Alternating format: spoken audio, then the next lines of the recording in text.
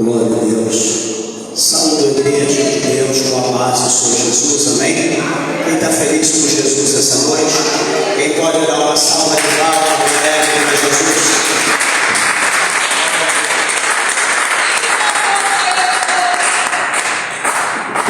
Graças a Deus, meus irmãos, grato a Deus pela oportunidade que o Senhor concede de estarmos aqui na sua presença, para que juntos nós possamos adorar a Deus e glorificar o seu nome na beleza da sua santidade.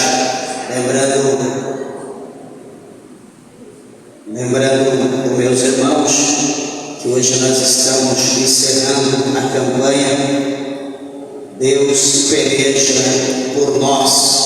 Para a glória de Deus, hoje é o terceiro dia, é o encerramento da nossa campanha.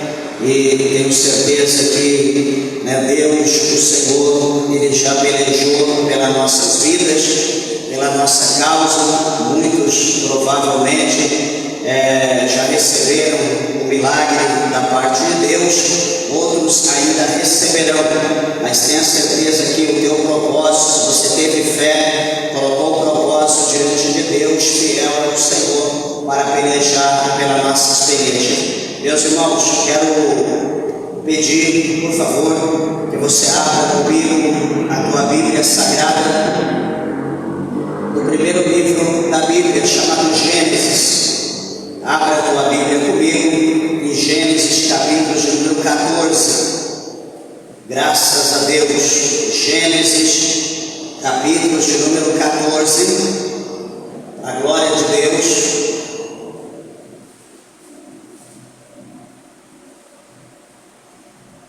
Veja se alguém ao seu lado sem a Bíblia, aproxime-se para que juntos nós possamos ler a palavra de Deus. Aonde está Gênesis? No primeiro livro da Bíblia, capítulo de número 14. Quero ler com a igreja 2 versículos, que é o 13 e o 14, que diz assim: Então veio um que escapara e o contou a Abrão. Perdão, meus irmãos, desculpa. Não é Gênesis, é Êxodo, é o segundo livro. Perdão, desculpa.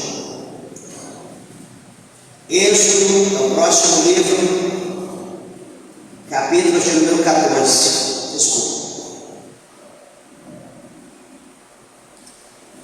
Louvado seja Deus. 14, 13 e 14. Êxodo capítulo de número 14, versículo de número 13. Está escrito assim: Moisés, porém, disse ao povo: Não temais, estai quietos e vede o livramento do Senhor, que hoje vos fará. Porque aos egípcios que hoje vistes, nunca mais por tornareis a ver. O Senhor pelejará por vós, e vós vos calareis. Amém? Podeis assentar, desocupe vossas mãos e dê uma salva de palmas bem alegre para Jesus.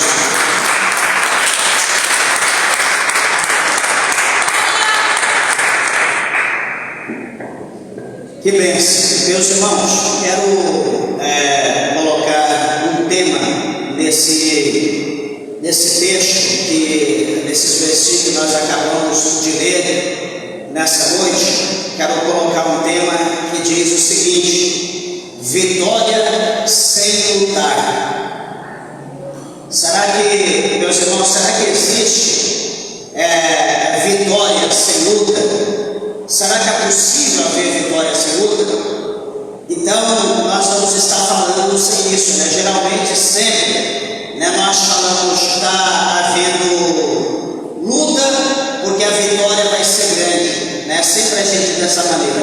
Ou quando a gente recebe a vitória, nós dizemos: hoje nós estamos contando a vitória, porque ontem nós vivemos uma grande batalha, uma grande luta. Sempre que nós falamos dessa maneira. Mas a palavra de Deus, ela mostra para nós, eu vou compartilhar com os irmãos essa noite, que nem sempre o povo de Deus ele precisa mudar para ter vitória.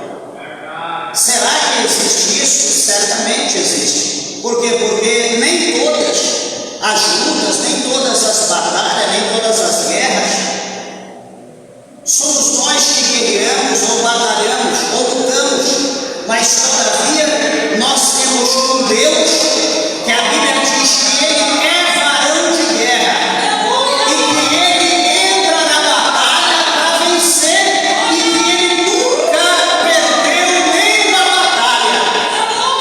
Lava sob a candarábia, sublicando a lavaia. Meus irmãos, isso alegra a nossa alma, alegra o nosso coração, porque Deus, Ele é vencedor, Ele é campeão invicto, ninguém nunca derrotou Deus. O inimigo pode se levantar, pode se transformar, se manifestar, mas quando Deus Ele se coloca de pé, não tem para o inimigo, não tem para ninguém. Por que eu quero dizer isso? Porque eu estou colocando esse tema, vitória sem lutar. Porque nós acabamos de ver aqui nesses dois versículos, nós vamos entender um pouco da história. O povo hebreu estava no Egito, estava na terra de Gósen, estava sofrendo terrivelmente, humilhado pelo inimigo. A Bíblia vai dizer no começo desse livro que o povo hebreu eles vão se unir e eles vão entrar em oração, eles vão clamar a Deus, que a voz de todo aquele povo se torna como uma única voz. Eles vão clamar unanimemente, com tanta fé, com tanta força, que a oração daquele povo vai chegar no ouvido de Deus, como se fosse a oração, o clamor de uma única pessoa. E a Bíblia vai dizer que Deus vai ouvir a voz do povo hebreu que está em Gósen no Egito, e Deus então ele vai se lembrar das promessas que ele havia feito a Abraão, a Isaac e Jacó. Ele vai lembrar das promessas que ele fez para o seu servo Abraão. Então Deus ele vai decidir se manifestar e descer para resgatar aquele povo, para tirar aquele povo com mãos fortes da terra do Egito. Assim fez Deus. E Deus se manifestou e agiu por intermédio de um homem chamado Moisés. Deus vai manifestar a glória dele por intermédio de Moisés e vai guerrear contra os deuses, contra os principais deuses que havia no Egito, os 10 principais deuses. E Deus vai guerrear contra cada um com grande força, com grande poder, de maneira que todos os deuses aparentavam ser como palha diante do fogo. Nenhum subsistiu o poder de Deus manifesto por intermédio de Moisés. Resumindo, o povo é tirado de lá, é arrancado do Egito com mãos fortes, com mãos poderosas. Deus tira o povo e leva o povo para o deserto para adorar a Ele. No caminho do deserto, Deus decide acabar com os egípcios de uma vez por toda, porque posteriormente eles poderiam se levantar de novo contra o povo de Israel. Então Deus prepara uma cilada. E Deus permite o povo acampar num determinado local, aonde havia mar vermelho, montanhas rochosas e deserto. O povo está ali, naquele lugar, acampado, esperando o momento para a trajetória. A Bíblia diz que Deus toca no coração do faraó, Deus endurece o coração do faraó.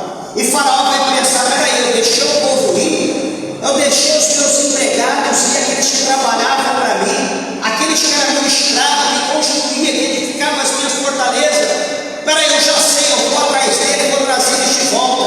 E a Bíblia diz que então Deus endurece o coração do Faraó, e Faraó se levanta, pega os seus carros, os seus cavaleiros, e ele segue o deserto adentro atrás do povo hebreu.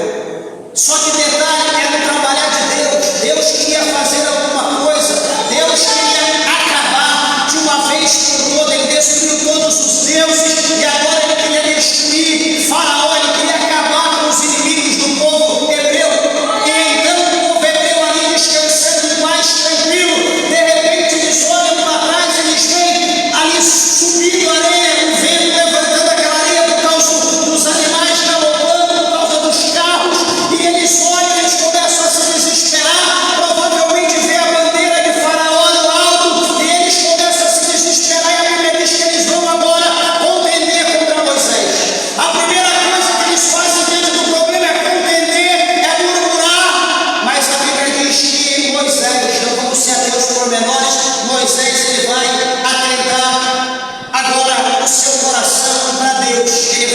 sua boca, ele vai orar, ele vai falar com Deus.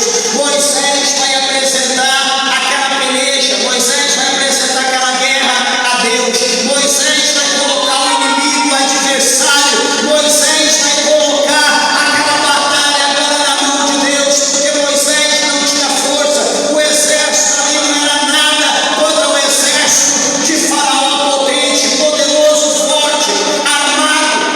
Então Moisés coloca na mão de Deus.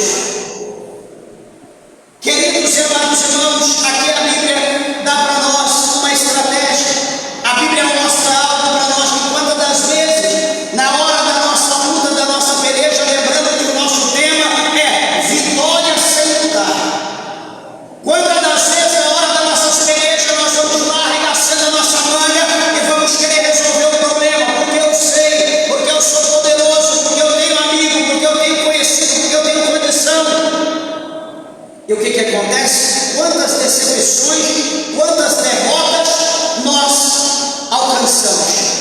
Quantas perdas, às vezes, por achar que nós somos poderosos.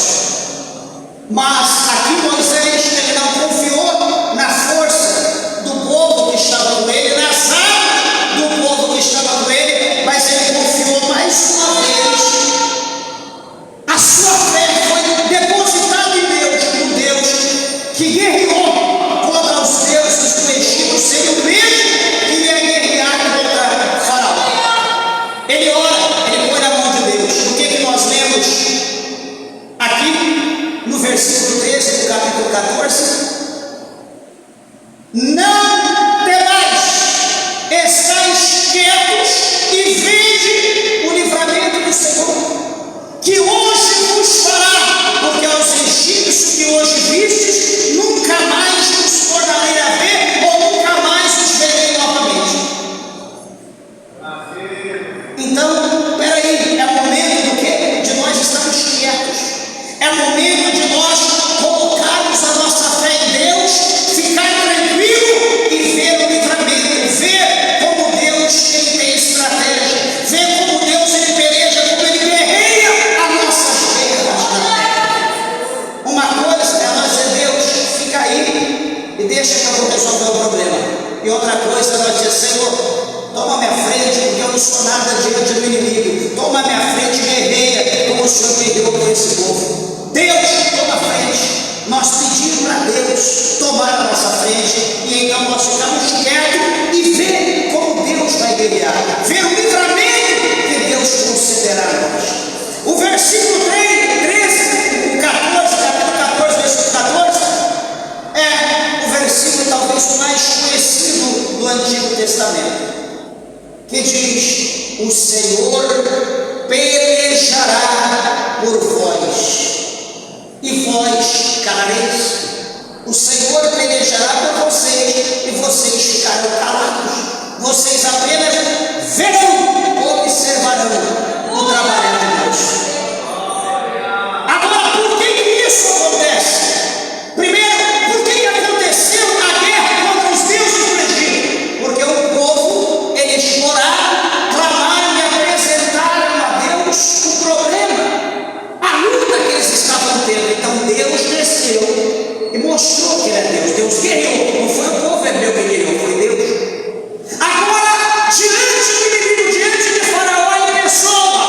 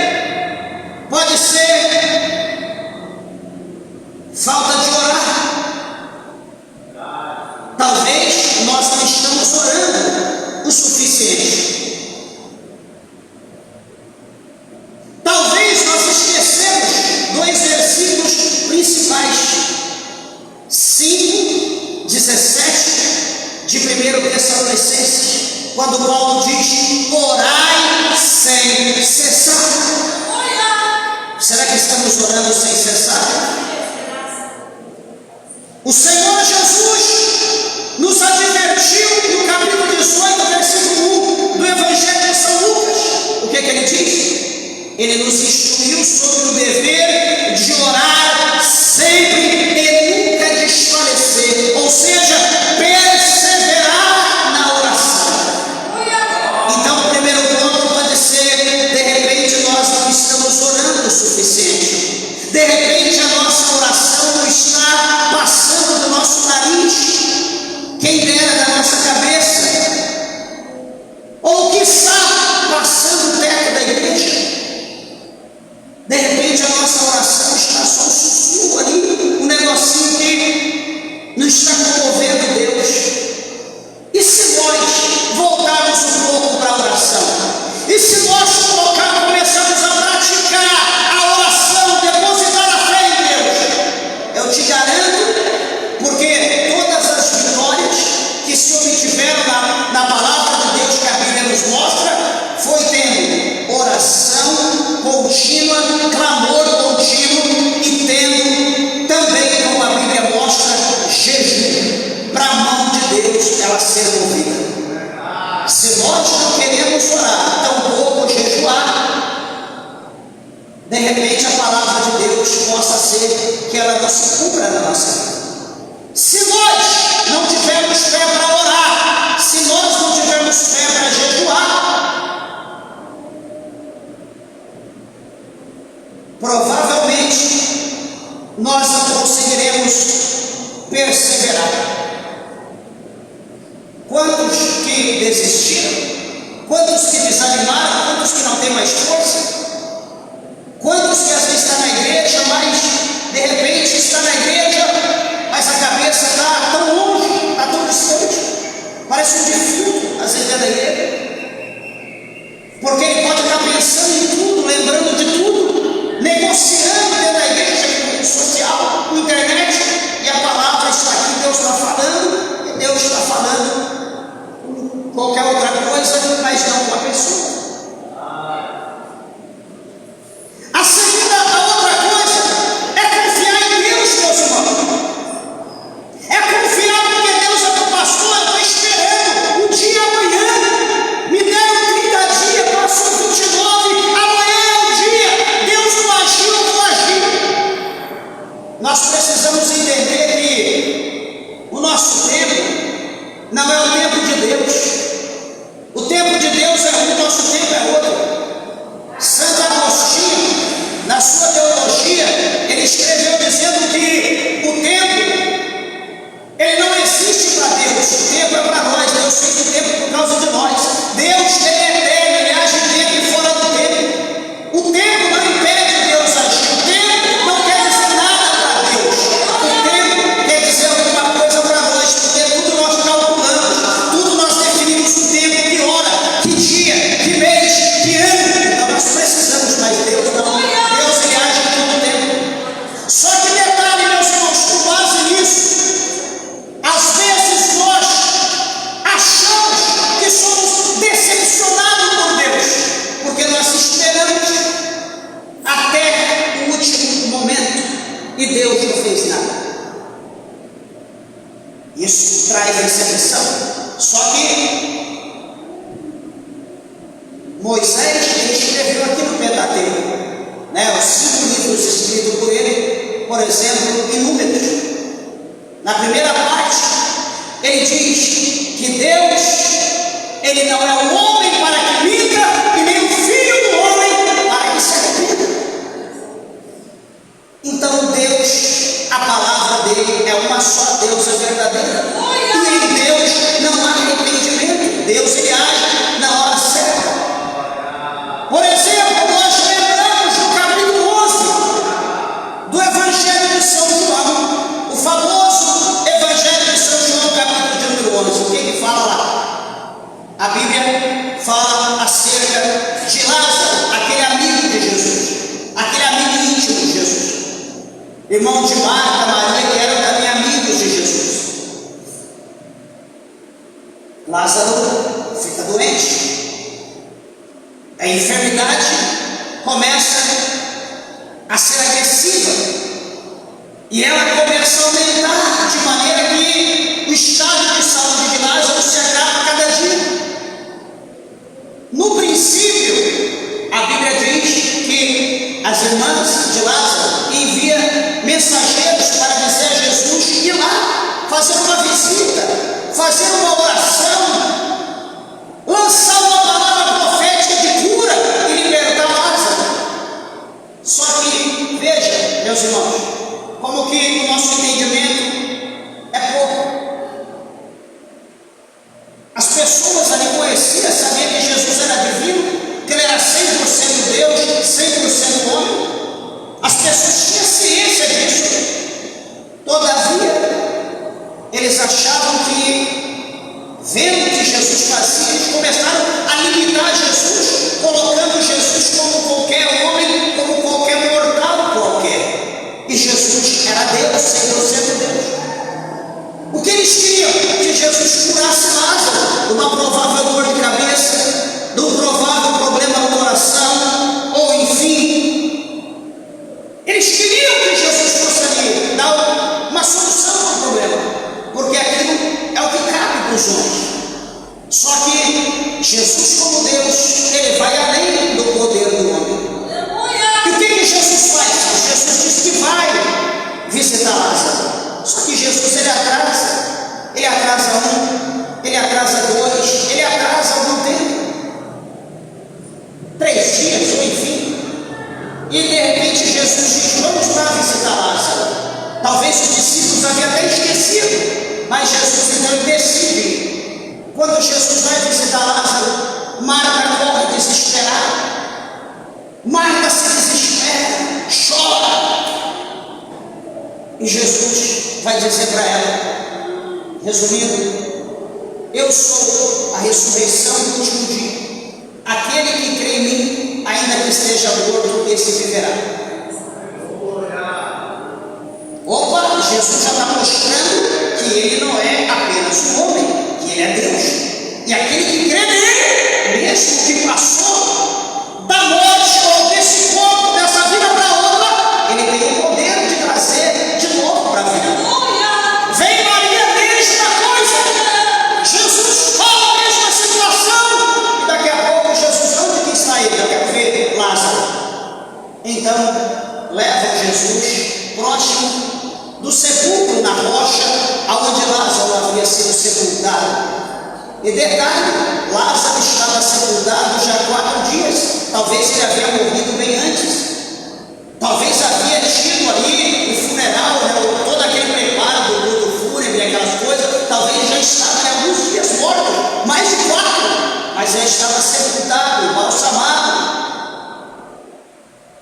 E aí Jesus observa a multidão chorando, todo aquele povo chorando, centenas, milhares de gente. A Bíblia diz que Jesus também chora. Jesus se comove e Jesus chora. Presta atenção. Jesus diz: tirai a pedra. Quando Jesus manda tirar a pedra, Marta entra na frente: mestre, peraí, Jesus! O corpo já cheira mal, está em estado de decomposição, já está mais de 4 dias, está sepultado. Marta olha para Jesus e vê Jesus como um dos discípulos, vê Jesus um homem como Lázaro, mas Jesus agora está falando como Deus. Jesus está falando como Todo-Poderoso. Jesus manda arrancar a pedra. Jesus manda, ele dá ordem, a pedra tem que ser removida. Alguém entra na frente tentando impedir que o milagre aconteça, mas agora é o momento de Jesus, agora é o momento dele manifestar a glória de Deus, agora é o momento dele mostrar que ele permitiu que Lázaro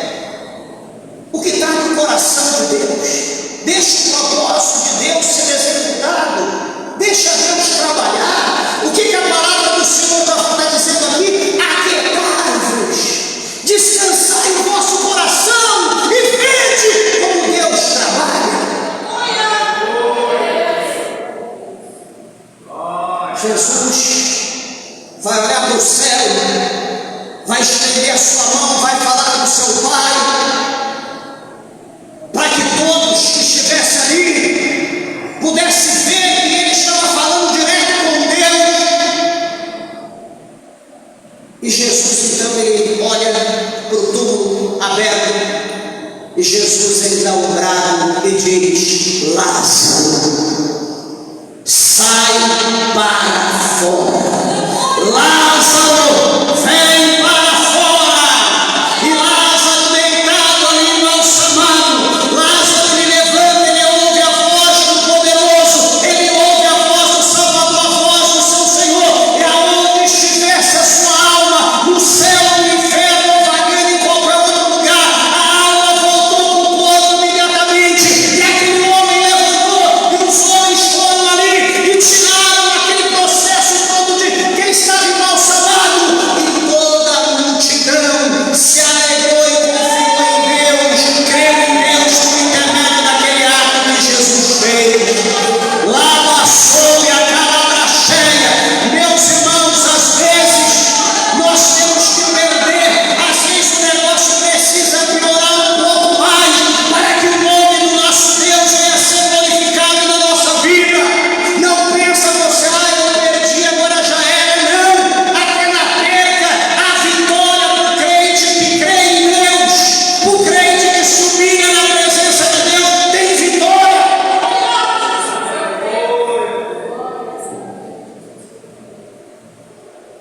Era mais fácil. Será que o nome de Deus seria glorificado se Jesus chegasse ali em Lázaro, colocasse a mão na cabeça, ou enfim, dor de cabeça, eu te ordeno, sai da vida de Lázaro. Problema no coração, infarto, sai da vida dele. Ou, sei lá, qualquer outra coisa que pudesse ter a vida. Será que a multidão toda ia crer? Daí era um probleminha qualquer que qualquer remédio poderia ter curado. Então, não ia trazer nenhuma glorificação para Deus. Mas morto, já depois de 4 dias, porque o judeu queria que até o 3º dia a alma poderia voltar para o corpo, a pessoa ressuscitar. Tem muitos aí, na África, muitos lugares que eles esperam até o 3º dia, depois do 3º e segunda, porque eles acreditam que o espírito pode voltar de novo para o corpo. Então o judeu esperou até o 3º dia, aí acabou, aí não tem mais, é impossível. Mas no 4º dia Jesus foi. Quer dizer, Jesus foi depois para quebrar o tabu, a dizer que ele é a ressurreição do último dia. Aquele que crê nele, mesmo que esteja morto, esse vai viver. E assim aconteceu. Aí a pergunta é: será que nós estamos crendo em Deus dessa forma? Independente da circunstância, eu creio. Ou será que não, Deus não agiu, venceu o prazo, então eu tenho que tomar frente, eu tenho que fazer o que era para Deus fazer? Quantos estão fazendo isso? Quantas pessoas estão confiando mais em Deus? Isso é falta de fé. Isso nós estamos deixando Deus para trás. Estamos querendo mostrar que nós somos mais poderosos do que Deus. Olha o versículo de número 15. O Senhor diz para Moisés, Êxodo 14:15: Moisés, por que você clama a mim? Deus está perguntando para Moisés por quê? Quando na verdade era para Moisés ter ordenado o povo a marchar, não ficar parado, era para marchar. Moisés, por que clamas a mim? Diga ao povo o quê? Marche. Então agora Deus quer tirar o povo dali, porque agora chegou a hora de Deus fazer um milagre. E qual era o milagre que Deus ia fazer? Abrir um buraco no deserto e engolir todo mundo? Não, Deus ia fazer algo sobrenatural. O que Deus ia fazer? Moisés toca nas águas. Moisés toca com o seu cajado, o mar abre lá do outro lado, começa a abrir de lá como um zíper, de cima para baixo, e abre até chegar onde está o povo.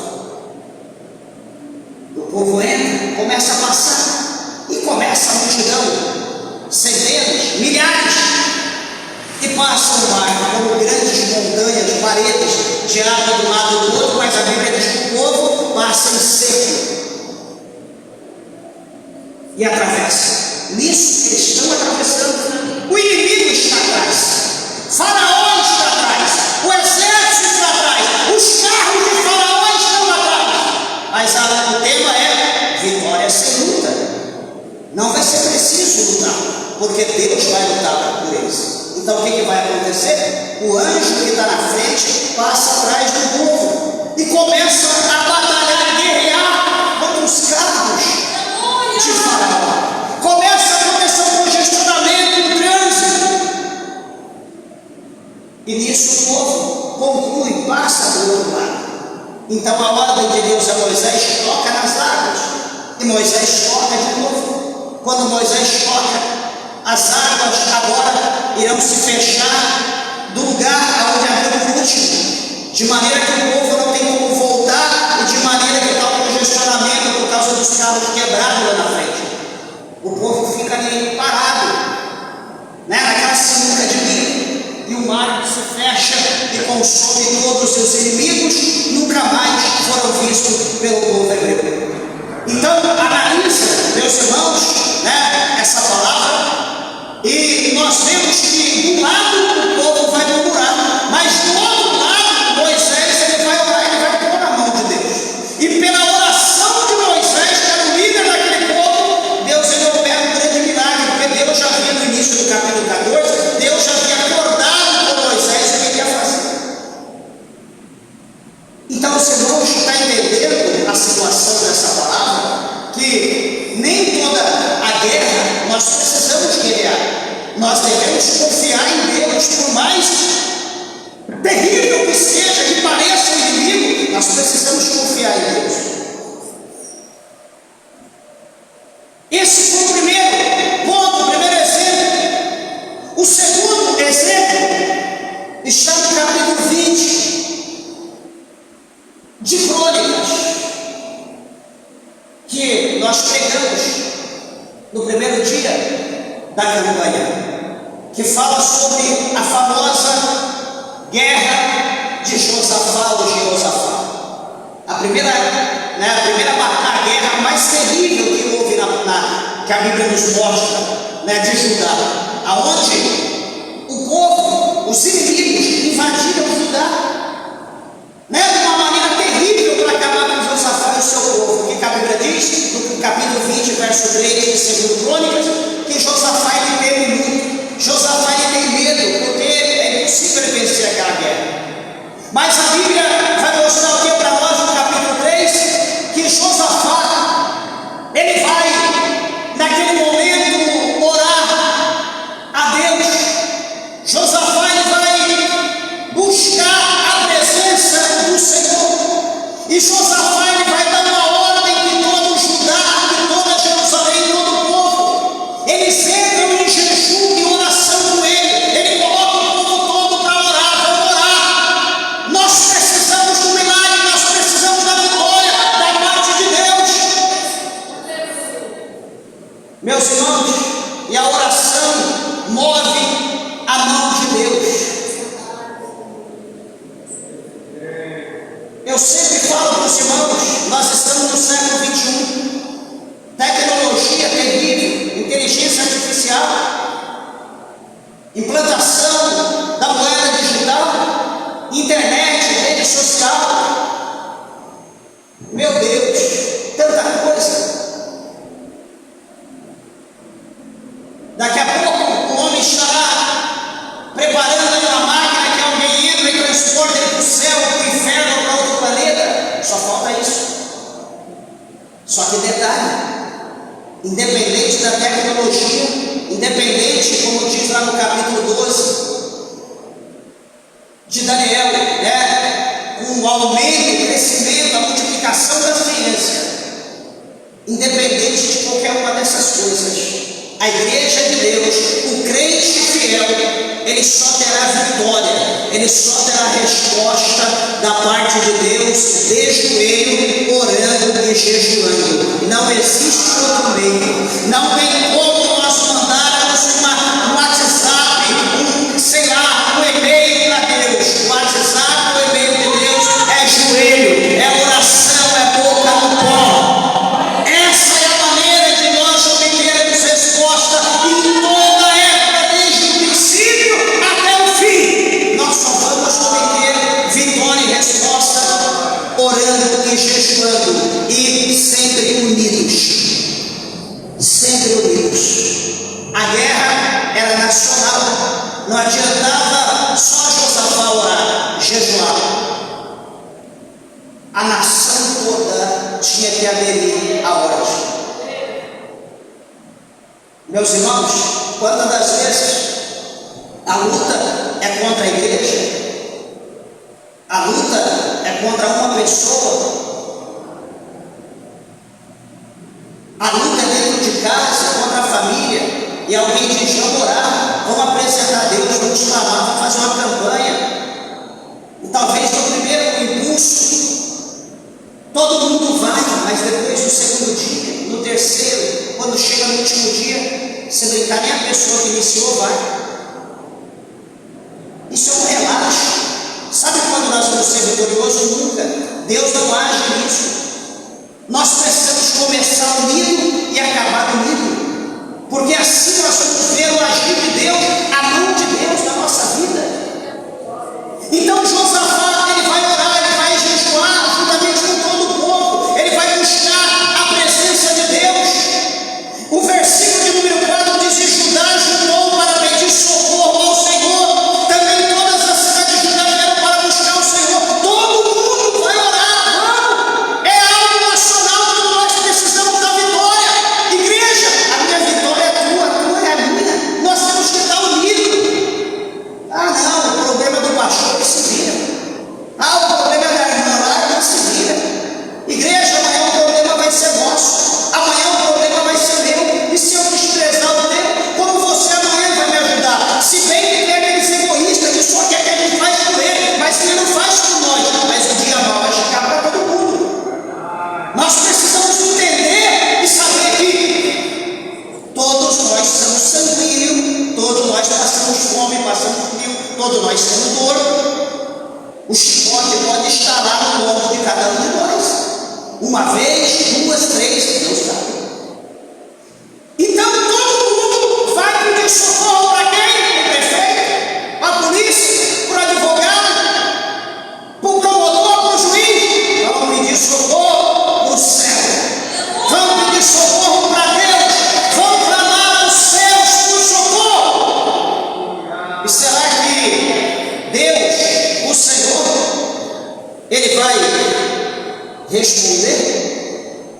Será que Deus responde oração e jejum quando todo mundo está unido no mesmo propósito? Vamos ver o verso 17, segundo Crônica 20:17. Diz Deus: nesta batalha não tereis que pelejar, postai-vos, ficai parados e vede a salvação do Senhor para convosco, Judá e Jerusalém. Não temais nem vos assusteis, amanhã sairei ao encontro, porque o Senhor será convosco. Segundo Crônica 20:17. Deus disse para o povo descansar, que amanhã eles vão ter um livramento. A batalha, a peleja não era deles, era de Deus, porque eles pediram socorro, eles colocaram o processo na mão de Deus e eles descansaram, e Deus vai responder. Igreja, as coisas estão demorando a acontecer no nosso meio, e cada dia vai demorar mais, por causa do nosso pouco contato que nós estamos tendo com Deus. Ah, pastor, estou orando bem, eu oro 1, 2, 3 horas por dia. Meus irmãos, a Bíblia diz que nós só fazemos o que nos é ordenado. Nós somos servos inúteis, diz a palavra de Deus.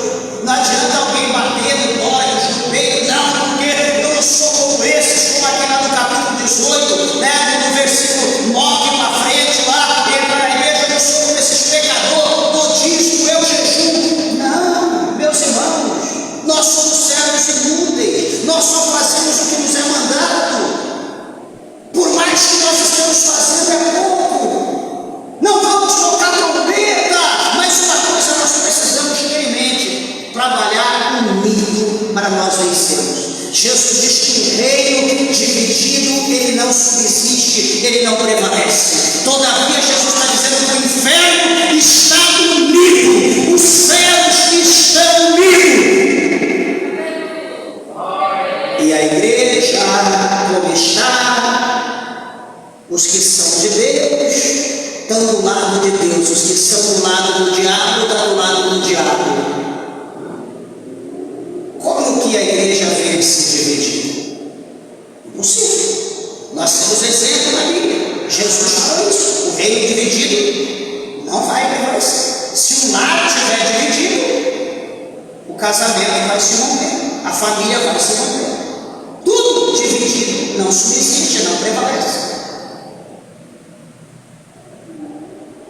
Nós estamos na igreja é para o bem comum de todos. O propósito é o mesmo: adorar, servir aos céus.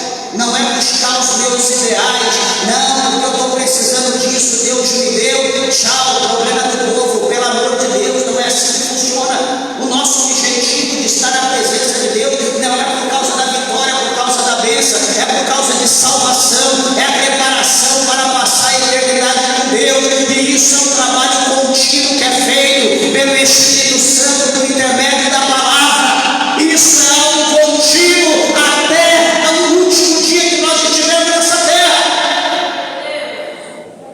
Então veja que o Senhor, a Bíblia vai dizer para nós que Deus, Ele ordena a vitória, Ele ordena que Ele vai pelejar. Interessante é que Deus Ele vai usar uma estratégia. Quando nós olhamos aqui no verso de número 21 e 22 do capítulo 20 de 2 Crônicas, aconselhou-se com o povo e ordenou cantores para o Senhor que louvassem a majestade santa, saindo diante dos amados e dizendo: louvai ao Senhor, porque a sua benignidade dura para sempre. 22. E quando começaram a cantar e a dar louvores, o Senhor pôs emboscada contra os filhos de Amon e Moabe e os da montanha de Seir, que vieram contra Judá e foram desbaratados. O povo, eles oram, jejuam e agora eles vão louvar a Deus. Eles vão exaltar a majestade santa de Deus. E nisso que eles estão louvando a Deus, o Senhor começa a colocar emboscada. Sabe aquelas armadilhas de pegar urso? Sabe aqueles campos minados? Sabe aqueles buracos cobertos, né, com algumas palhinhas por cima, uma rede por baixo das palhas? Quando a pessoa passa, cai dentro. Estou dizendo para os irmãos entenderem, não que Deus agiu dessa maneira.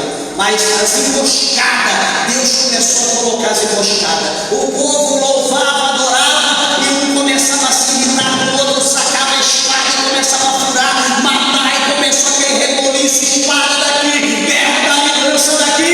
Quando diz a Bíblia, quer ver? Olha o que a palavra do Senhor mostra para nós no verso 23 e 24. Porque os filhos de Amon e de Moabe se levantaram contra os moradores da montanha de Seir para o destruir e exterminar, e acabando eles com os moradores de Seir, ajudaram uns aos outros a destruir-se.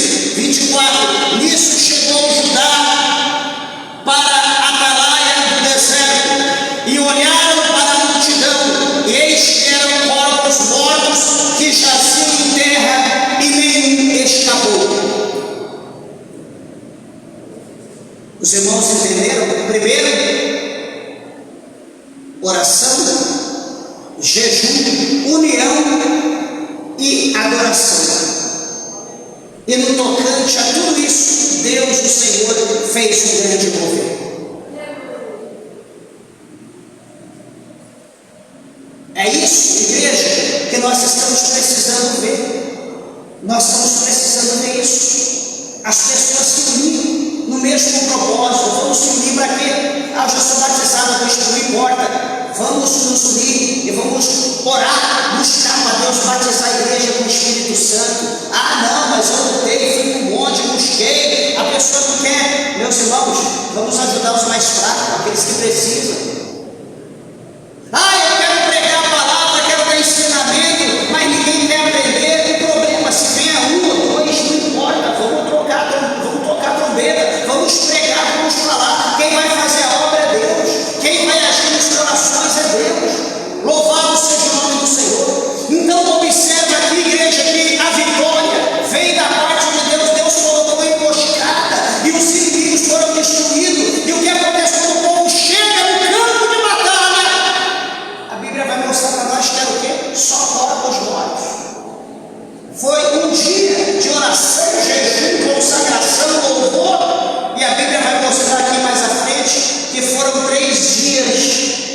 de captação do despojo. Foi 3 dias colhendo as bênçãos daquele povo. Deus exaltou, Deus abençoou Josafá e a sua nação. Você quer muito? Faça muito para Deus, confia muito, ora muito, jejue muito. Eu quero muito, mas eu não quero fazer nada, é impossível.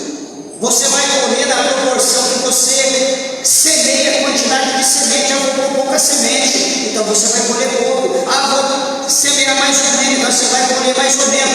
Vou semear uma saca de não sei 1.000 litros, um bag de 1.000 litros, então você vai colher proporcional aos 1.000 litros que você vai semear. Tudo é proporcional. Se nós fazemos muito para Deus, muito ganharemos. Se nós não fazer nada, nosso dedo vai afinar, de tanto chupar, esperando Deus fazer alguma coisa, nada fará Deus. Tinha mais 2 tópicos para dizer, mas eu vou falar só mais um para nós encerrar. Lembrando que o nosso tema é vitória sem luta. O terceiro ponto que eu quero dizer é sobre a queda, ou a queda das muralhas de Jericó. Quem nunca leu acerca disso, está lá em Josué, capítulo 6, do versículo 1 ao versículo 20. Está lá Jericó fortemente armada, ou fortemente murada, protegida, como a Bíblia mostra para nós. Vai chegar em Jericó, Josué, juntamente com o povo, para tomar aquela cidade que foi dada por Deus. Mas o que vai acontecer, meus irmãos? Quando Josué chega ali, ele vai se deparar com aquela cidade, mais de 6 metros de altura, mais de 3 metros de espessura, a cidade toda cercada, murada, homens lá dentro fortes, poderosos, gigantes. E agora o que fazer? Chegamos até aqui, dá para ver que Jericó é uma fortaleza inexpugnável ou impenetrável. O que faremos? Será que Deus nos trouxe aqui para quê? Como que nós vamos entrar nesse lugar? E Josué está ali, vai para lá, vem para cá, falando com Deus, está ali orando, em espírito, preocupado, confiando em Deus, esperando uma estratégia de Deus, e ali falando com o Senhor. E daqui a pouco ele tem uma surpresa. Ele vê um soldado, e aquele soldado se coloca diante dele, e ele, como líder, com autoridade, ele olha para aquele soldado e diz: ei, você é um deles ou é um dos nossos?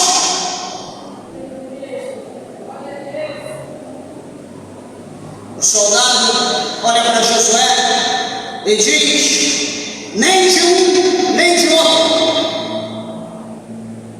Eu fui enviado de lá. Eu vim lá de cima. Eu sou enviado do exército do céu.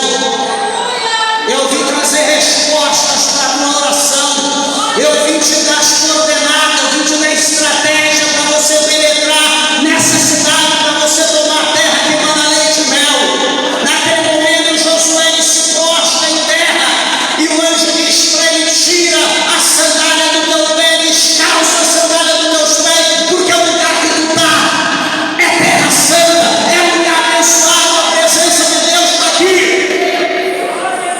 Josué então dobra o joelho, adora a presença de Deus por intermédio daquele ser angelical. E aquele anjo, então, o Senhor, por intermédio daquele anjo, vai dar as coordenadas para Josué. Deus vai explicar exatamente como que ele tem que fazer. Meus irmãos, o interessante é que a ordem de Deus era que o povo, eles tinham que marchar 7 dias ao redor da cidade. 7 dias. No último dia, eles teriam que dar 7 voltas. E depois tocar a buzina, a trombeta, e gritar.